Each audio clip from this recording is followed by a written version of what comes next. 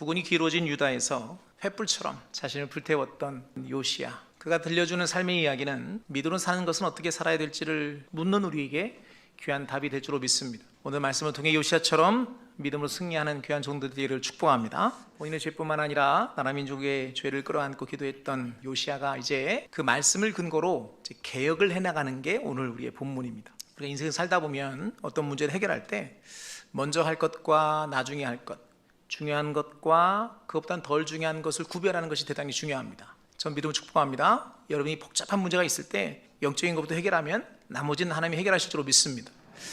굉장히 중요한 것은 뭐냐면 그들에게 말씀을 읽어줬다는 거예요. 2절 하반절에 보니까 왕이 여호와의 성전에서 발견한 언약책의 모든 말씀을 읽어 무리의 귀에 들리고. 믿음은 어디서 나요? 들음에서 나요. 근데 뭘 들어야 되냐? 바로 말씀을 들음으로 믿음은 생긴 줄로 믿습니다. 단순히 들려준 것만이 아니에요. 그들로 하여금 말씀을 실천하도록 권면합니다. 여러분, 말씀이 들려졌으면 그 말씀이 삶으로 실천되도록 우리가 몸부림을 해야 합니다. 우리 삶의 현장에 말씀이 실천되기를 주님으로 축복합니다. 이제 본격적으로 이제 개혁을 해나갑니다. 근데 그 시작은 성전으로부터 시작돼요. 기가 막히죠? 성전 안에 바울과 아세라와 하늘의 1월 성신을 섬기기 위한 그릇들이 가득했어요. 거룩해야 될 성전이 얼마나 부패했는가를 알 수 있죠. 그걸 싹 제거합니다. 성전을 정화했다는 내용은 무슨 말일까? 늘 우리를 정화하는 겁니다.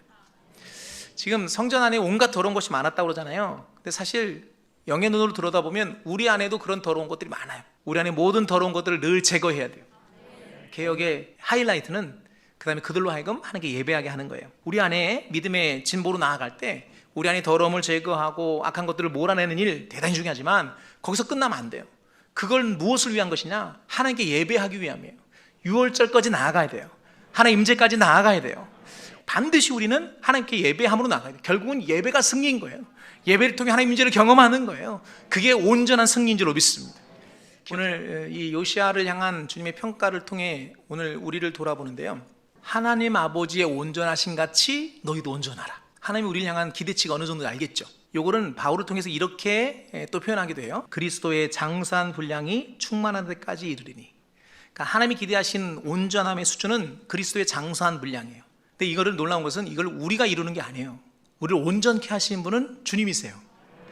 그럼 우리는 뭘 하면 되냐? 그분 안에 머무는 거예요. 표대는 하나님의 수준에 두고 우리는 어디를 향해 달려가냐면 그분 안에 머무는 방향으로 가는 거예요. 그렇게 머물면 주님으로 말미암아 온전함이 이루어지는 거죠. 말씀 정리하겠습니다. 요시야가 살았던 불꽃 같은 삶, 오늘 이 시대에 우리가 살아야 되는 삶의 내용입니다. 그가 삶으로 들려준 이야기, 오늘 우리가 어떻게 살 것인가를 향한 귀한 답이 될 것입니다. 여러분, 시대는 점점 악해질 것이고 유다가 그리했듯 이 땅에 주님이 오시지 않으면 안 될 만큼 타락할 것입니다.